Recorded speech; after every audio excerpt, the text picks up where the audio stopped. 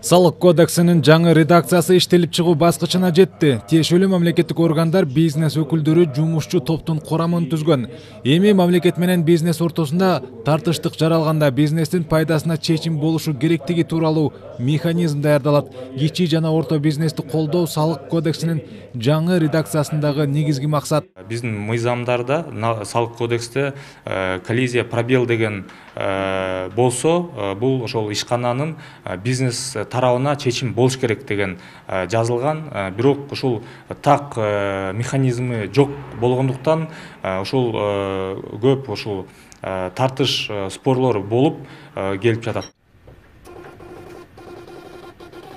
Муну менен катар салык процедураларын фискалдаштыруу системасы кирип жатат. Максаты адамдык факторду азайтуу. Электрондук эсеп фактура, онлайн контролдук кассалык машина колдонула баштагандыктан мамлекеттик органдар тарабынан текшерүүлөр тыйылат. Контролдук кассалык машина жаңы талаптар менен 1-оюндан баштап кирет. Ишкерлердин ыңгайы үчүн мамилдик тиркемелер даяр. Миңден ашык жана аппараттык контролдук кассалык машинаны албай эле ошол телефонго эле приложенияны көчүрүп алып, анан ай сайын эле кичинекей бир абоненттик төлөмүн төлөй турчу деген ошол мүмкүнчүлүк бар азыркы учурда. Ошондуктан мүмкүнчүлүк менен колдонуп, биздин кичи ишкерлерге дагы кайрылып кетсем болот. Ошол 1-июлга чейин ошол системаны алып колдонсоңор болот.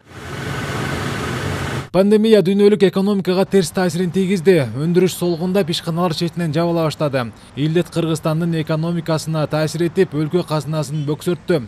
Көрүлүп жаткан чаралар абалды турукташтырууга багытталган. Мыйзамдуулукту гана чыңдабастан биз ошол биздин укук коргоо системасы менен мамилелерди чыңдоого, андан тышкары сот чечимдерин адилеттүү чыгарууга жана жергиликтүү бийлик менен иштөөдө ошол жергиликтүү бийликтин да компетенциясын жогорулатууга багытталган атайын ушул стратегияны иштеп чыгып 2021-2025 жылдарга сунуштап атабыз.